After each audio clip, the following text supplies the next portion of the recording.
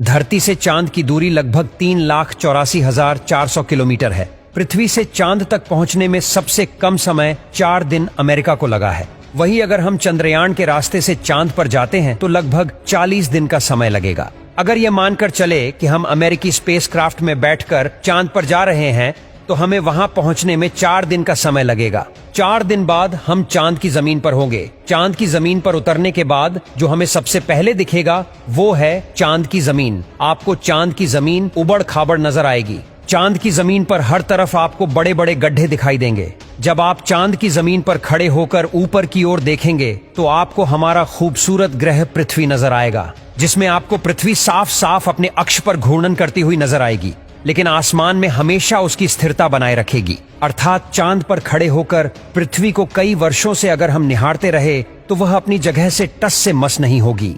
चांद का गुरुत्वाकर्षण पृथ्वी के मुकाबले 6 गुना कम है, यानी चांद की जमीन पर जाने के बाद हमारा वजन 6 गुना कम हो जाएगा। यदि पृथ्वी पर आपका वजन 60 किलो है तो चांद की सरफेस पर आपका वजन केवल 10 किलो ही रह जाएगा। यानी चांद की जमीन पर उतरने के बाद आप अपने आप को काफी हल्का महसूस कर रहे होंगे। आप इधर उधर आसानी से उछल पाएंगे।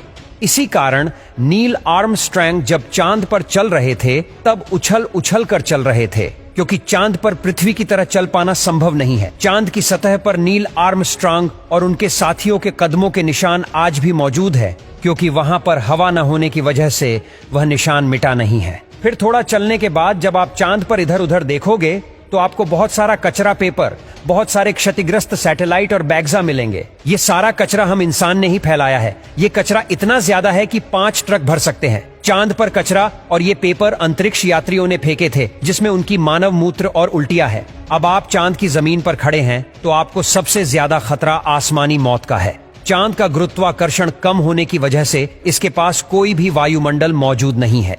वायुमंडल की नामौजूदगी के कारण वहां पर रहने वालों के लिए उल्का पिंड से मरने का खतरा लगातार बना रहता है। यानी आप चांद पर खड़े हैं और पता नहीं कब एक बड़ा पत्थर आसमान से गिरकर आएगा और आपकी मौत वहीं पर हो जाएगी। यही वजह है कि पृथ्वी से देखने पर जो चांद पर काले धब्बे दिखाई देते हैं, असल में वे धब्बे नहीं, गड्ढे हैं, जहां पर सूर्य की रोशनी नहीं पहुंच पाने की वजह से वो धब्बे नजर आते हैं। सूर्य के बाद आसमान में सबसे ज्यादा चमकने वाली अगर कोई चीज है तो वो है चंद्रमा। जब हम पृथ्वी से आसमान की तरफ देखते हैं तो हमें नीला दिखाई देता है, लेकिन जब चांद से आसमान की तरफ देखेंगे तो हमें नीला नहीं बल्कि काला दिखाई देगा। यानी आप जब भी ऊपर आसमान की तरफ देखेंगे तो आपको लगेगा कि आप काले आसमान की दुनिया में आ गए हैं। अब चांद पर खड़े होकर आप बहुत बोरिंग फील कर रहे हैं और हम मजाक नहीं कर रहे।